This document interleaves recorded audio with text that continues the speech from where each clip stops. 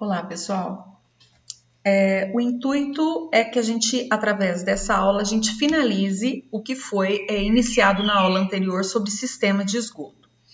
Após a finalização desse item, nós vamos estar trabalhando com as águas pluviais e dessa forma estaremos finalizando aí o nosso curso de instalações hidrossanitárias prediais. É importante sempre trabalhar e destacar que, ao trabalhar com a coleta de esgoto, nós estamos, nesse primeiro momento, trabalhando, quando se fala em instalações prediais, nós vamos estar falando sobre o esgoto doméstico, que está relacionado ao processo de higienização e produção alimentícia, certo? É óbvio que a gente já viu em outras aulas, principalmente saneamento, que existe aí outros tipos de esgoto também gerado pela presença humana, né? Que seriam os industriais, comerciais e hospitalares. Mas nesse curso nós estaremos dando aí ênfase ao processo do esgoto doméstico. Dentro do procedimento, né, de dimensionamento do sistema de coleta de esgoto, que é um dos principais objetivos dessas aulas, seria levar em consideração o que está previsto na norma NBR 8160, que ela traz dentro do seu escopo aí alguns dos principais objetivos de uma instalação de esgoto. Dentre eles, seria, primeiro, permitir um rápido escoamento dos esgotos. Isso a gente obtém principalmente através do dimensionamento, tá? Esse dimensionamento é um processo muito importante e a gente precisa levar em consideração, uma vez que quando a gente fala de esgotos, a gente vai estar trabalhando com efluentes que trazem no seu arcabouço aí, no seu total, o carregamento de alguns elementos sólidos, certo? Como a gente pode falar também do caso da cozinha, né? Na pia de cozinha, tá? Então, essa questão do escoamento dos esgotos, o rápido escoamento, ele está relacionado principalmente com o dimensionamento. Permitir as desobstruções dessas tubulações, né? Então, esse processo do dimensionamento, ele já vem ajudando a atingir esse segundo objetivo. Vedar a passagem dos gases e animais das tubulações para o interior das edificações. Aqui nós vamos ter a presença significativa dos feixos hídricos, tá? Que seriam também aí um exemplo, sifões, que na verdade eles trabalham como um processo de vedação que impede que esses gases, esse mau cheiro, né, e até mesmo animais, retornem, né, para a parte interior das casas através das tubulações. E um outro procedimento, né, que está intrinsecamente relacionado seria impedir a poluição ambiental. Quando a gente fala isso é o quê? Quando a gente dá o devido tratamento ao processo de uma coleta dentro dos padrões estabelecidos pela norma, a gente permite que essa coleta chegue ao sistema público e receba todo o tratamento necessário e a partir daí ele possa, né, ser novamente colocado nos mananciais. Importante também destacar que quando a gente fala de coleta de esgoto, sistema de coleta de esgoto, dois pontos importantes devem ser mencionados aqui, que seria a coleta e o transporte desse esgoto até um sistema de tratamento apropriado, é o que a gente falou agora mesmo, e quem vai fazer esse procedimento? São os aparelhos sanitários, o dimensionamento, essas tubulações e os acessórios que estão atrelados a todo o processo de dimensionamento do sistema de esgoto. Uma outra fase, né, muito importante seria a ventilação. A ventilação, os tubos de ventilação, elas vão permitir o funcionamento, né, e a integridade dos feixos hídricos, que vai permitir com que esses gases sejam conduzidos através dessa tubulação de ventilação e possa ser aí liberado junto à atmosfera. Dentre o sistema, né, que compõe toda a parte de coleta de esgoto e o seu dimensionamento, nós temos aí a divisão do esgoto primário, que é a parte da instalação entre os desconectores e o coletor público. Quando existir, então, o que a gente verifica? Se é a parte da instalação entre os desconectores e o coletor público, ele está atrelado a todos os elementos que vão permitir que esse esgoto seja, né, transferido para o processo do coletor público. Então, dentro dessa estrutura, nós podemos ver aqui nessa imagem que nós temos aqui embaixo uma legenda, né, que é o esgoto primário, que seria o quê? Nós vamos ter aí, atrelados a ele, o tubo de queda, né, o ramal de esgoto, o ramal de ventilação e a coluna de ventilação. Como esgoto secundário, nós vamos ter aí os aparelhos e a canalização que vem, né, antes dos desconectores. Então, nós temos aqui os desconectores, né? A tubulação que vem antes seria considerado aí o esgoto secundário. Então, nós temos aqui o ramal de descarga e também os desconectores, tá? Porque, na verdade, aí nós vamos ter a presença dos vasos sanitários que eles vão trabalhar aí também, né? Tanto no ramal de descarga como no ramal de esgoto. Então, os desconectores vão trabalhar esse sistema de tal forma que permita o fluxo desses efluentes de forma bem pertinente e atendendo os requisitos da norma. Quando a gente fala, então, né, da questão aí dos sifões, ele assume uma importância fundamental no processo. Por quê? Porque ele tem, né, o objetivo, quando a gente olha o sifão, a gente já vê aquele formato diferenciado, né, que ele contém uma camada líquida, né, de aproximadamente aí 5 centímetros, de modo que vai funcionar como um processo de vedação, impedindo que esses gases e animais retornem também pela tubulação. Outro tipo de desconectores também, né, que seriam, além dos sifões, seriam as caixas sifonadas, né, que também vão aí atender a múltiplas unidades. Nesse caso aqui, a gente precisa sempre entender que a caixa sifonada, ela vai receber os efluentes que vêm dos lavatórios, dos ralos, né, e encaminhá-los para o esgoto, certo? Essas caixas possuem vedação hídrica, que é o que a gente falou. Essa vedação hídrica, ela tem uma importância fundamental, porque ela evita que, dentre outras questões, tenha a questão do desconforto, né, das casas depois de dimensionadas esse sistema de coleta de esgoto, possuam aquele mau cheiro, né, dentro da residência. Então, aqui nós temos um exemplo, né, dos desconectores. Nós temos aqui um sifão de pia e o de ralo, e também nós temos aí o vaso sanitário. O que ele permite nos vermos aqui? Permite vermos essa camada de água, né, que impede essa volta desses gases, tá? Um dos principais fatores aí da importância do processo do dimensionamento.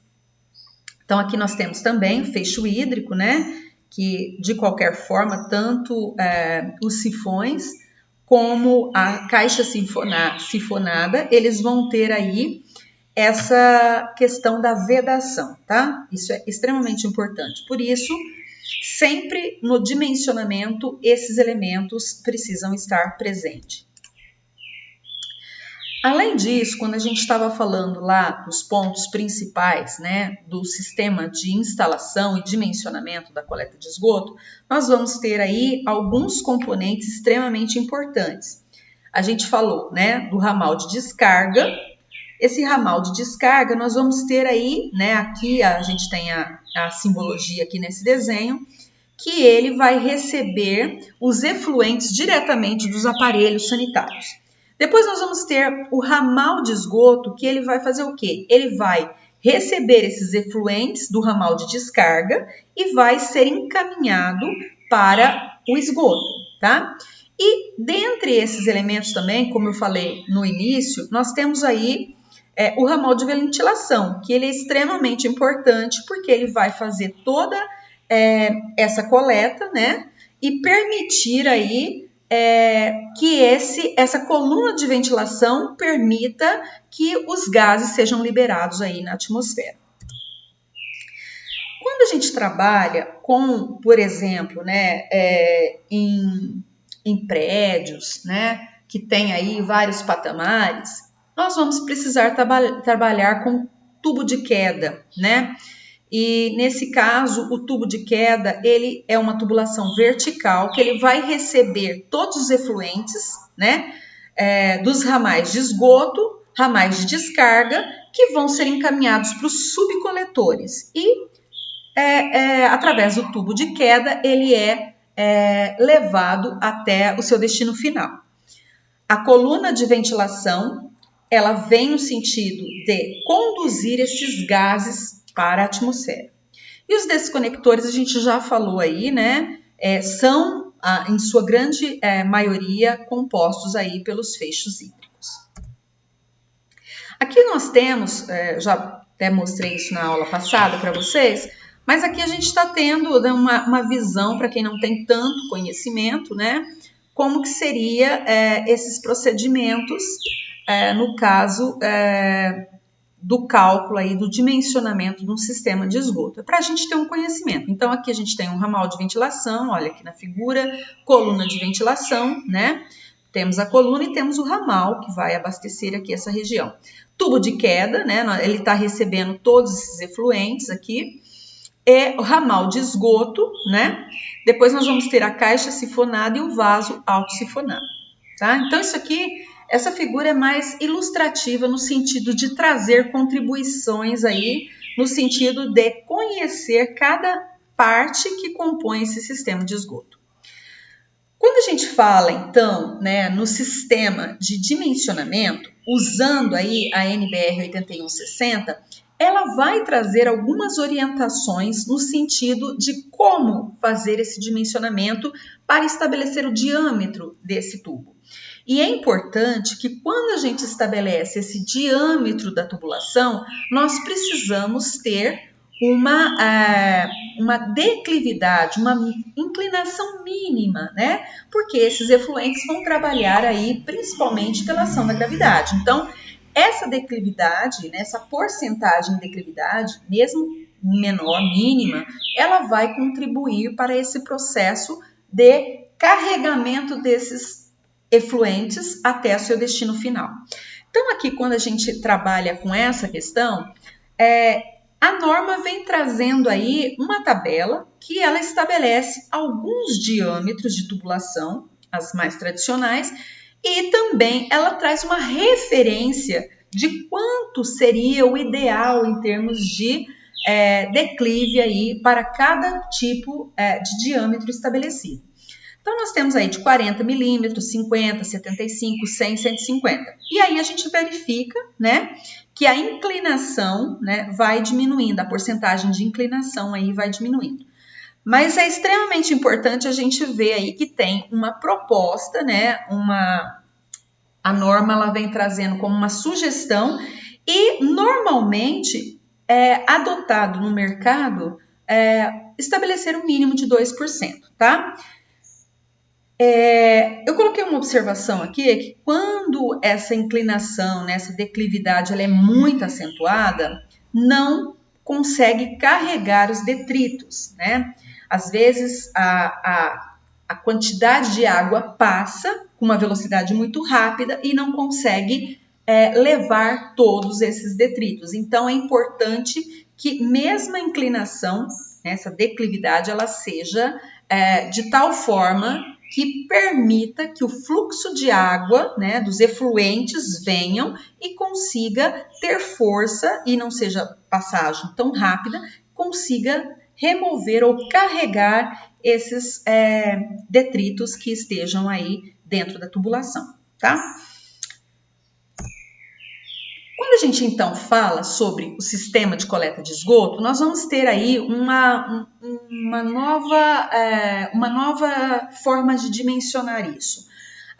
Quando a gente vai fazer o dimensionamento, a gente também trabalha com uma ideia de pesos, né? E ele vai ser trabalhado aqui e chamado como unidades Hunter de contribuição, tá? O UHC.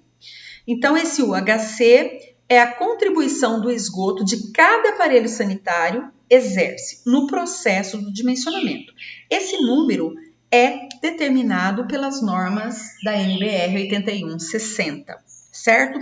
Aqui nessa figura, mesmo que seja meio pequeno, a gente consegue ver cada contribuição aqui e a destinação aqui, né, de forma que vai ser coletado aqui, ó, na rede pública de esgoto. Então, nós vamos coletar dentro da residência e do prédio e conduzir isso para o sistema coletora de esgoto da rede pública, quando houver, claro.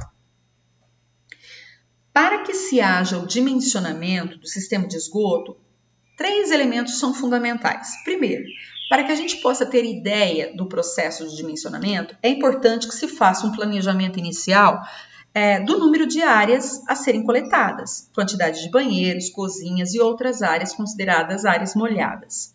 O tipo do aparelho sanitário, né? Que tipo de equipamentos eu vou estar utilizando, que seria bacias, chuveiros, lavatórios, e a declividade mínima dos tubos de instalação, que vai aí variar conforme o diâmetro, mas que a gente falou agora mesmo que existe um pré-dimensionamento.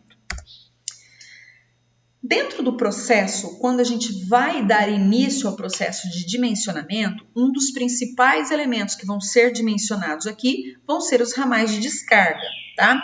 Os ramais de descarga serão aquelas tubulações que vão receber os efluentes diretamente aí dos pontos de utilização, tá? Que seriam os aparelhos aí que a gente teria. Sempre a gente vai considerar aí adotando o mínimo do diâmetro estabelecido nas tabelas da norma. Porém, em alguns casos, a gente vai ver no decorrer aqui das explicações que se a gente parte, né, de um ramal de descarga com um dimensionamento maior e mesmo quando a gente vai para os ramais de esgoto e pela norma ele daria um valor menor do que o dimensionamento inicial da descarga, a gente sabe que no caso do esgoto a gente não tem redução, tá?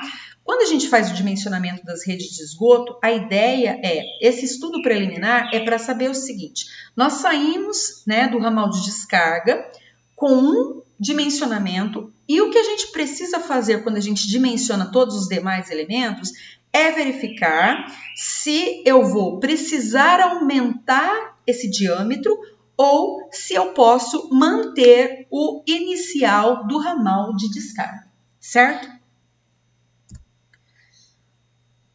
Só para a gente ver, antes eu quero voltar aqui, só para a gente dar uma olhada aqui, ó.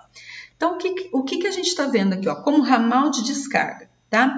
O ramal de descarga, nós vamos, então, ter dimensão desses ramais que vão conduzir depois ao ramal de esgoto, tá? Então, nós vamos ter aqui, ó, as setas mostram que nós vamos ter aqui um ramal que vem do lavatório, né? Depois nós vamos ter um ramal que vem aqui da banheira, né? Nós temos aqui embaixo feixos hídricos, que no caso aqui a gente pode ver, nós temos o ralo do chuveiro, né? Vamos ter aí o vaso sanitário, né? E aqui nesse primeiro momento, ó, nessa primeira imagem, a gente observa que visualmente já é possível detectar que no vaso sanitário, na bacia sanitária, nós vamos ter aí um dimensionamento, né, a dimensão da tubulação um pouco maior. Claro, por quê? Porque esse momento, a bacia sanitária, ela vai definir o primeiro dimensionamento. Por quê? Porque ela exige um dimensionamento maior, uma vez que vão ser conduzidos detritos aí até o esgoto final. E também a gente observa aqui, ó, nós temos uma tubulação que vem das máquinas de lavar, os tanques, e nós vamos ter também, a gente observa aqui, ó, já uma tubulação diferenciada, ó. A pia, ela está separada dos outros pontos de utilização. Por quê? Porque nesse caso aqui, quando a gente trabalha com a questão das pias, né, das pias sanitárias, das pias aí da cozinha, desculpa, das pias da cozinha, o que a gente vai ter? A gente vai ter uma outra situação que eu vou, o que é o efluente que vai da pia, ela vai ser conduzida da caixa de gordura para a caixa de passagem. Então, nesse momento, há necessidade de ter um diâmetro diferenciado, né?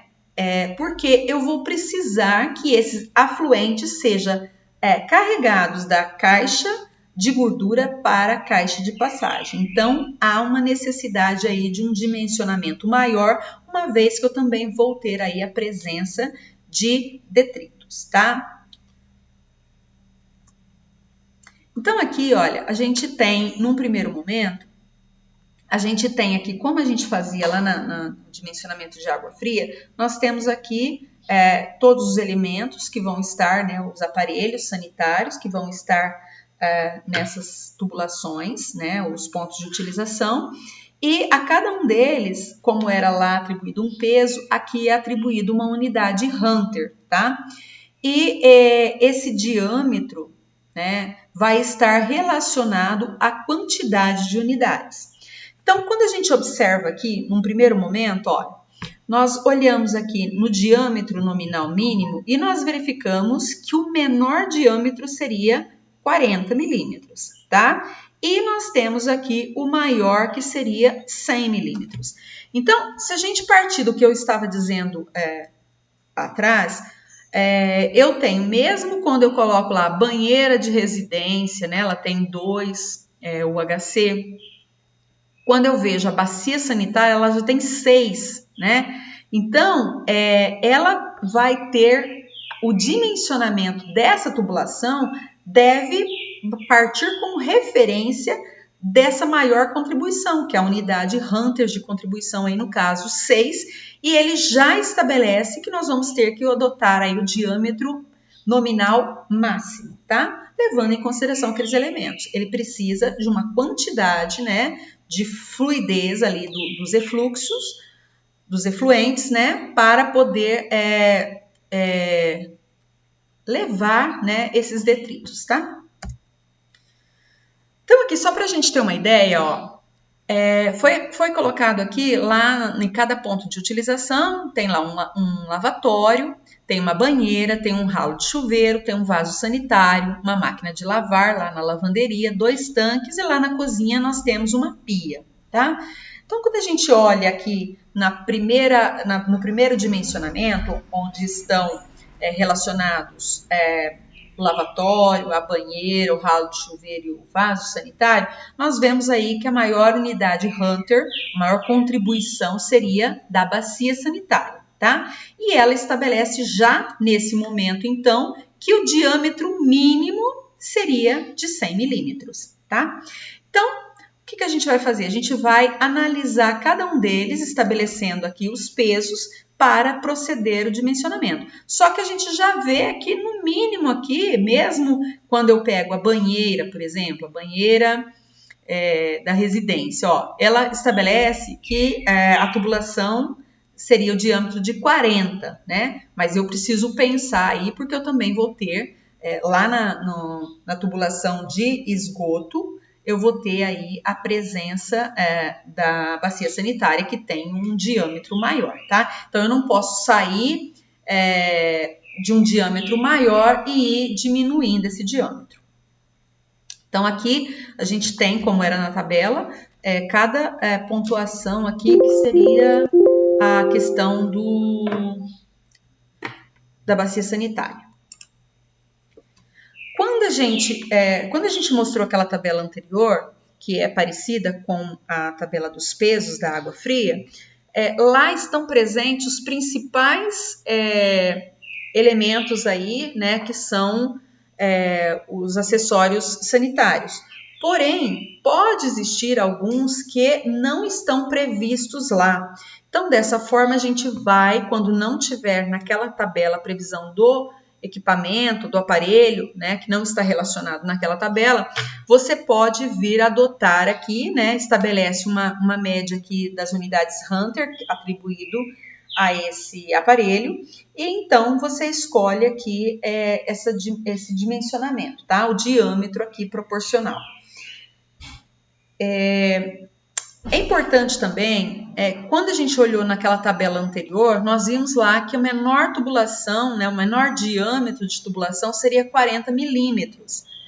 Esses de 40 milímetros serão os únicos que poderão ser colados ou soldados, tá?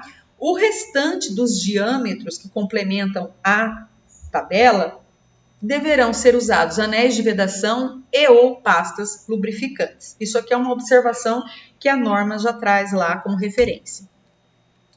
Então, quando a gente fez lá a prévia, né, o dimensionamento, nós vimos que naquele primeiro momento nós tínhamos lá de cada ponto de utilização, nós tínhamos um valor atribuído para o diâmetro referente. E nós verificamos que nós tínhamos ali um maior dimensionamento no vaso sanitário. Então, nós tivemos lá no ramal de descarga, nós já observamos, né, quais seriam essas contribuições. Para cada um deles, a gente colocou ali o diâmetro. Só que ainda a gente está analisando. Por quê? Porque eu vou precisar verificar naquele primeiro dimensionamento se eu vou seguir aquele dimensionamento pré-estabelecido inicialmente ou se eu preciso ampliar a minha tubulação, o meu diâmetro aí, para dar prosseguimento ao ramal de esgoto, por exemplo. Então, voltando aqui, né, agora dimensionando o ramal de esgoto, nós vamos ser dentro desse ramal, lá relativo ao banheiro, que é essa parte aqui, né, da esquerda, que a gente tem aqui lavatório, banheira, vaso sanitário, ralo, chuveiro. Então, a gente foi lá, pegou a pontuação de cada um deles naquela tabela de unidades Hunters, né, e cada um deles aqui teria um diâmetro.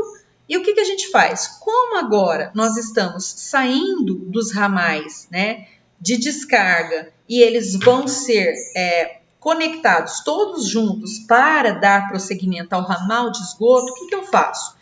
Em cada um desses elementos, que eu subdividi aqui em banheiro, lavanderia e cozinha, tá? Então, nós vamos somar todas as unidades Hunters para que a gente possa chegar aí no diâmetro acessível que possa coletar todas essas contribuições e encaminhar para o ramal de esgoto. Então, nesse caso aqui, nós temos lavatório 1 UHC, a banheira 2, o ralo de chuveiro 2 e o vaso sanitário 6. Então, o que a gente faz? Nós somamos todos eles, tá? E aí chegamos numa unidade de 11 UHC. Bom, quando a gente tem o somatório e eu vou dimensionar o ramal de esgoto, eu uso uma tabela aqui que vem um diâmetro nominal mínimo do tubo, né? Porque agora eu estou trabalhando com intervalos e eu vou verificar. 11, quando eu venho aqui no número máximo de unidade Hunter de contribuição, eu vejo aqui, ó, 11 está entre 3 e 6. Não. Ele está entre 6 e 20? Sim, ele está entre 6 e 20. Quando eu vejo e classifico ele dentro desse intervalo, eu verifico aqui qual é o diâmetro que ele está dando referência que poderia ser o diâmetro do ramal de esgoto. Ele está dizendo aqui, por essa tabela, que nós temos 75, tá? Um diâmetro de 75. Mas, calma, isso é válido? Por quê? Desde o início eu estou dizendo para vocês, eu parto de uma contribuição lá no ramal de descarga, à medida que eu vou evoluindo, levando esses efluxos para o destino final, eu não posso ter redução no diâmetro da minha tubulação, tá? Então, o que acontece? Se eu observo lá, quando eu saí, o maior diâmetro que eu tinha, que era o do vaso sanitário, eu vou permanecer aqui com um diâmetro de 100 milímetros, porque eu não posso de 100 reduzir para 75, tá? Então, a norma aqui segue como uma referência, mas todas as vezes que eu tiver a bacia sanitária atrelada a esse contexto, né, do dimensionamento, eu vou considerar sempre o diâmetro nominal máximo estabelecido aí para bacias sanitárias, tá?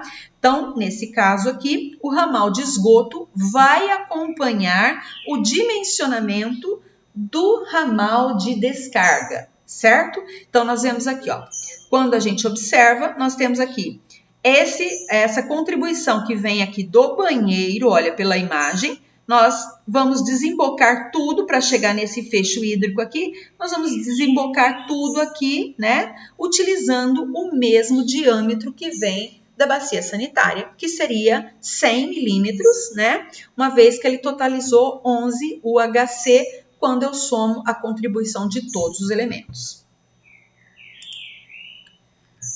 A mesma coisa eu vou fazer para o processo aqui da lavanderia, ó. Então, eu tenho lá máquina de lavar roupa, tanque aqui eu vou considerar como se fosse 2 tanques, porque são 2 cubas, tá? Então, para a lavanderia eu tenho quem? Uma máquina de lavar, que lá pela nossa tabela nós teríamos o valor de 3 UHC, e os 2 tanques que eu estou dimensionando, que seria 3 de um, 3 do outro, daria 6 UHC. Então, eu tenho um total de 9 UHC. Olha, nesse caso, eu venho aqui, eu estou novamente no intervalo entre 6 e 20, olha, número máximo de unidades Hunter de contribuição, né? O 9 está aqui, e eu vou usar, então, o dimensionamento de 75 milímetros para essa parte. Ótimo! Então, a contribuição dela vem com 75 milímetros, certo? Depois, eu vou, então, para o dimensionamento, né, da pia de cozinha, né, que eu já terminei lá o ramal de esgoto da lavanderia, agora eu vou para a pia. Aqui em cima até ficou ramal de esgoto da lavanderia, não, ramal de esgoto da pia, tá? Então, eu tenho aqui uma pia que seria 3 UHC. Pela tabela que a gente teria, né, nós teríamos aqui, se eu fosse pegar 3, eu estaria aqui, olha, no número máximo de unidades Hunters, nós teríamos aqui 3 UHC, que é o total somado pela pia, e eu teria um diâmetro de 40 milímetros. Só que quando a gente olha lá atrás, deixa eu voltar aqui para a gente verificar.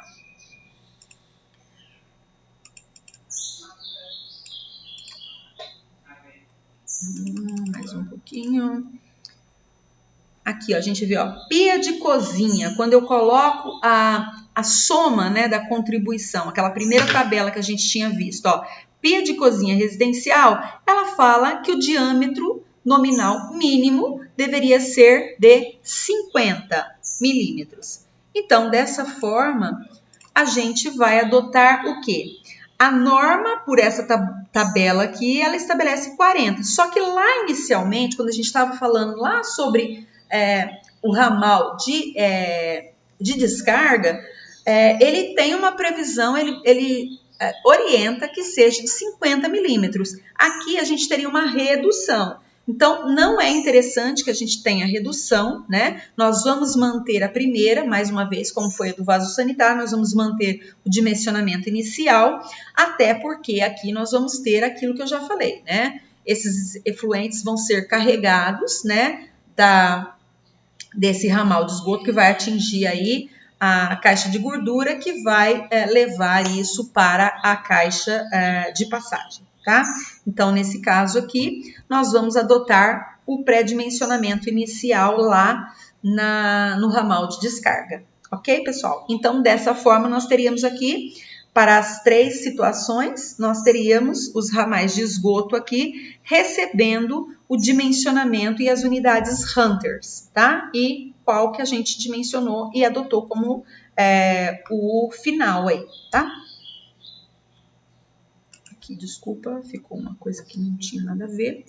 Então, olha, se a gente estivesse trabalhando com residência, né, a gente já partiria já que a gente dimensionou os ramais de descarga, os ramais de esgoto, agora a gente faria o quê? Os subcoletores para levar isso para o sistema público aí, né, de tratamento, tá? Quando houver, claro. Então, nesse caso, agora só para a gente tentar aproveitar o mesmo raciocínio, vamos colocar aí como se a gente estivesse não mais trabalhando numa unidade térrea, né? E aí, com trabalhando num plano, nós vamos pensar aí como se a gente estivesse trabalhando em patamares, tá? Nós vamos pensar aí na questão dos prédios. Vamos considerar, por exemplo, um prédio de 20 pavimentos.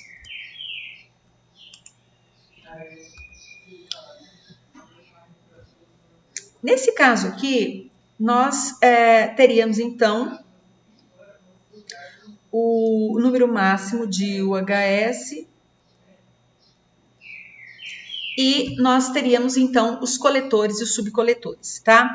Nesse caso aqui, se eu estivesse finalizando lá na casa térreo, né, nós teríamos aí os dimensionamentos que já foram adotados inicialmente. Nós chegamos aqui, né, no dimensionamento da rede de esgoto de 100, o diâmetro aqui de 100 milímetros, vindo do banheiro.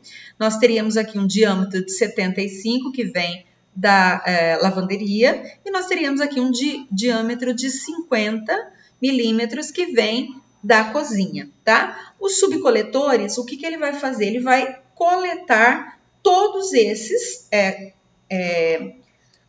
que são os ramais, e vai dar origem aí, considerando, por exemplo, a porcentagem, né, de declive que foi colocado inicialmente lá naquela tabela principal, né?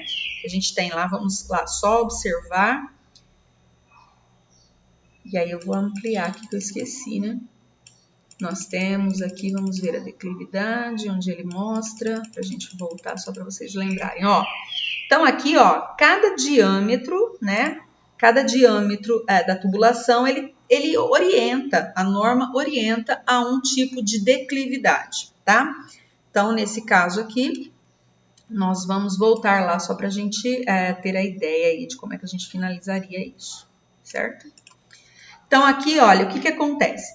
Quando a gente tem, né, essa quantidade aqui, nós temos, então, quando ele chegar a esses subcoletores aqui, ó, que sai do esgoto do banheiro com o da lavanderia, nós temos aqui, ó, a somatória. Eu tinha 11 UHC, vamos abrir aqui para vocês verem, que eu também esqueci. Aqui nós teríamos 11 HC, que vem aqui do banheiro. Nós vemos aqui da lavanderia, vem com 9 HC. Então, essa tubulação aqui, ó, que tem a seta de subcoletores, nós teríamos um total do quê? 11 mais 9, nós teríamos 20 UHC, com o diâmetro aí estabelecido, segue a sequência, o diâmetro foi estabelecido para 100 milímetros, né? Então, subcoletores, ele vai levar isso em consideração, adotando aí a porcentagem do declive de 2%, tá? A mesma coisa a gente verifica aqui agora, ó. O subcoletor que vem da cozinha. Nós tínhamos um diâmetro de 50, 3 UHC. A gente continua, né, tendo aqui essa tubulação, subcoletores aqui, que seria de diâmetro de 50 e 3 UHC, de 2 a 3%, conforme aquela tabela que eu mostrei agora mesmo para vocês, tá? O que acontece, gente? Quando eu tenho a junção desses subcoletores, eu vou dar origem a um outro, né? Que vai ser o somatório das 20 unidades Hunters que eu tinha vindo do banheiro e lavanderia, mais 3 unidades Hunters que vêm da cozinha. Então, dessa forma, somando, eu teria 20 mais 3, 23 UHC. Olhando, eu continuo com o diâmetro de 100, não vou reduzir, adotando aí a declividade de 2%. Então, como eu falei para vocês inicialmente, se a gente estivesse finalizando a questão de uma casa térrea, a gente finalizaria ali. Agora, se eu quero fazer aqui um exercício com vocês, só para a gente ter uma primeira ideia, se eu fosse trabalhar aqui, né, com um prédio de 20 pavimentos aí, e a gente fosse, então, estabelecer o dimensionamento do esgoto para essa região. Vamos considerar agora que a gente está saindo daquela posição plana e está entrando aí em patamares, tá? Então, nesse caso, nós vamos ter Aqui, na verdade, quando a gente fala em edifícios com mais de um pavimento, né, o ramal de esgoto térreo deverá ser ligado diretamente na caixa de inspeção por tubulações independentes. Para esse dimensionamento, utiliza-se a tabela apropriada, as tabelas que a gente colocou lá, tá? Então, aqui, ó, nesse caso, o que a gente vai fazer?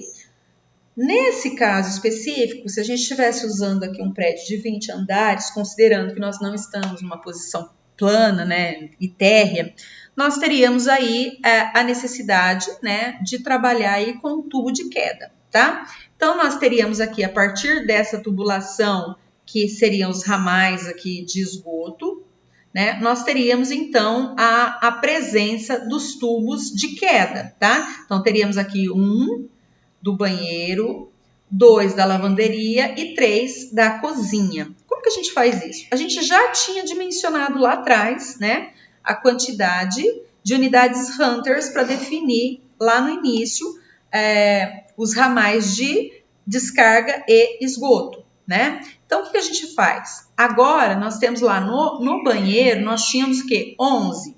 Então, nós vamos ter aí, né, 20 andares, então nós vamos ter 20 vezes aquela quantidade de unidades Hunters. Então, eu teria 220 unidades Hunters para os banheiros, tá? Nesse tubo de queda. Depois eu teria a outra, né, que seria da lavanderia, seria 9 unidades Hunters, né? Então, aqui seria 20 vezes o 9 que a gente tinha dimensionado, que daria 180 UHCs. Então, nesse segundo tubo de queda, nós teríamos essa quantidade de unidades Hunters. Depois, a mesma coisa quando a gente fosse calcular aqui o tubo de queda para trabalhar em todos os andares, nós teríamos aí 3 unidades Hunters da cozinha vezes 20, nós teríamos 60 unidades Hunters, tá? Então, a gente parte aqui, nós temos aqui um somatório, né, uma multiplicação de cada uma dessas unidades, né? Então, nós temos aí 20 patamares, 20 andares, então a gente faz a multiplicação pela unidade Hunters pré-definida. Nesse caso, quando a gente olha aqui nessa tabela, também estabelecida pela norma, né, nós vamos ter aqui o diâmetro nominal do tubo e nós vamos ter também o número máximo de unidades Hunters de contribuição. Aí nós temos duas subdivisões, ó, nós temos prédios de até 3 pavimentos e prédios com mais de 3 pavimentos. No caso, nós estamos trabalhando com 20 pavimentos, tá? Então, nós vamos adotar aqui, ó, essa primeira, que seria o primeiro tubo de queda, né, que a gente está dimensionando, seria a dos banheiros, que daria aí, em 20, seria 220 UHC. A gente olhando nessa tabela aqui, ó, nós vamos ver aqui prédios com mais de 3 pavimentos e nós vamos procurar as unidades Hunters aqui, né? Então, aqui ele vai estar 220, ele vai estar aqui, né, entre 70 e 500, nós vamos adotar o 500. Então, nesse caso aqui, o diâmetro estabelecido para para os banheiros seria de 100 milímetros, tá? Aí eu vou para o segundo tubo de queda, que seria a da lavanderia, 20 vezes 9 deu 180. Então, 180 UHC, nós vamos estar onde? Também dentro dessa tubulação de 500, tá? Que daria o dimensionamento aí, o diâmetro mínimo aí, né? O diâmetro nominal de 100 milímetros também, tá? Então, nós temos aqui, ó, 180, 100 milímetros para todos os pavimentos, tá? Bom, mas e se eu quisesse, a partir de uma determinada unidade de prédios, né, de andares, eu posso verificar que eu posso diminuir a tubulação, né? Não a de parte de banheiro, mas, por exemplo, eu poderia trabalhar ali com a diminuição da lavanderia e da cozinha também, né? Das cozinhas. Então, o que eu faço? Eu verifico aqui, estaríamos aqui na questão de 70, entre 70 e 500, né, que seriam as unidades Hunters. Eu pego 70, né, dividido por 9, que seria aqui, ó, o número de UHCs que eu tenho dentro da lavanderia, e eu poderia dividir aqui o primeiro valor, né, que é do pavimento, que é o número Hunter aqui, que ele estaria entre 70 e 50, eu posso fazer o quê? Pego esse valor de 70, divido por 9, né, que é o peso, e eu vou ter como resultado aqui 7,77. O que é esse 7,77? Ele está dizendo o número de andares. Então, o que ele pode nos orientar? Ele está dizendo que quando eu considero lá de cima para baixo, eu conto do 20º andar até o 7º, diminuindo, né, de cima para baixo os andares, eu poderia sair 20, 19, 18, 17, 16, 15, 14, tá? Então, até do 14º ao 20º andar, lá de cima para baixo, né, eu tenho o quê? Que quando eu tenho lá em cima, eu posso, do 20º até o 4º andar, eu posso diminuir aqui, usar a unidade aqui do diâmetro de 75, que eu adotei aqui, ó, tá?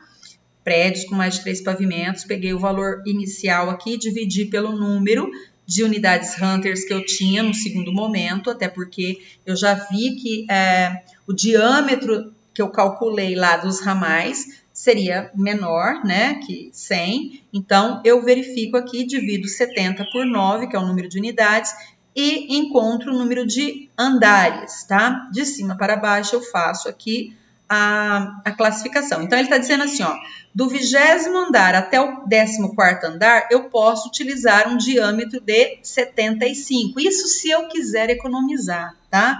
Mesma coisa, eu posso fazer isso para a cozinha.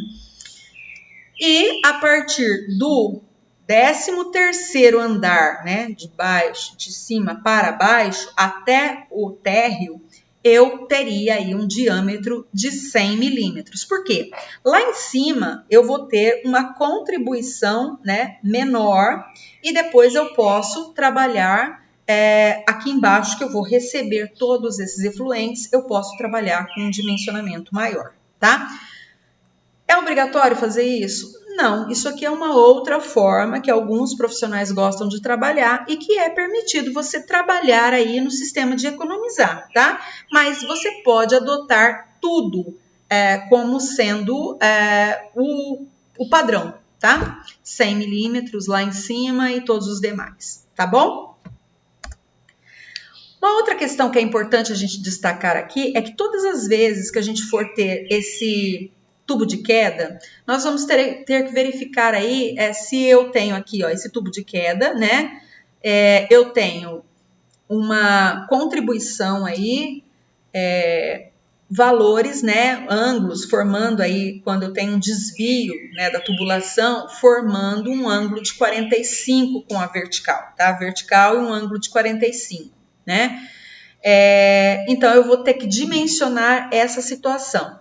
Então, eu vou trabalhar antes do desvio, né, de 45 e após ele. Então, normalmente, mesma coisa vai acontecer quando os valores forem aí, o ângulo for superior a 45 com a vertical. Então, nós vamos ter aí casos de 90 graus, né, aqui a gente pode ver. Então, a gente sempre vai trabalhar com uma situação que eu tenho o dimensionamento antes do 45 e após o 45, antes do 90 e após o 90. Esse dimensionamento também está previsto lá na legislação, tá? Então, esses casos são casos mais específicos de trabalho. Mas, se houver necessidade de trabalhar com esses ângulos verticais aí, né, com a vertical diferente, né, de 45, existe aí uma formação dentro das tabelas que permitem esse dimensionamento, tá?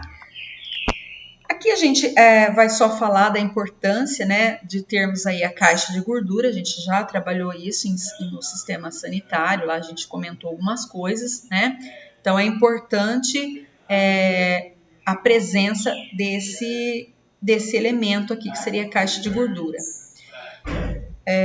A gente tem aqui um exemplo, né, de um dimensionamento de caixa de gordura, e também quando a gente vai trabalhar aí com casos que exigem, né, uma quantidade de caixas de gorduras maiores, nós vamos precisar aqui da situação do número de cozinhas a serem dimensionadas. Então, a gente observa aqui.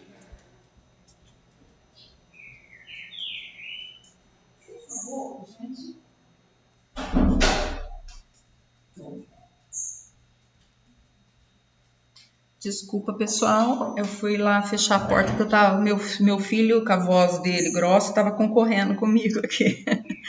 Então, quando a gente tem, por exemplo, a gente vai trabalhar com restaurantes, escolas, hospitais ou outros locais que tenham aí uma necessidade, né, de ter mais de uma cozinha, existem aí os dimensionamentos previstos na norma de acordo com a quantidade de cozinhas, o dimensionamento aí dessas caixas de gordura, tá?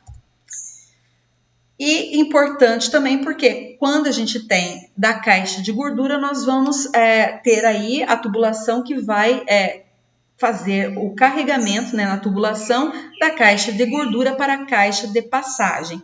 E existe então também dentro das normas algumas orientações com relação a esse dimensionamento, tá? De diâmetro e etc.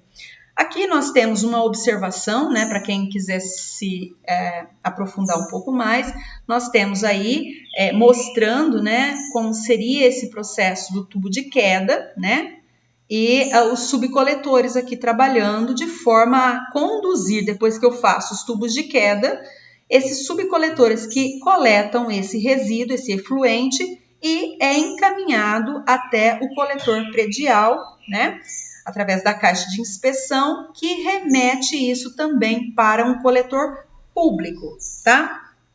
Então, é muito importante dentro desse processo, que dependendo da finalidade, né, que está sendo feito a projeção, aí, o dimensionamento dos sistemas de coleta de esgoto, observe-se dentro das normas as várias funcionalidades aí, tá?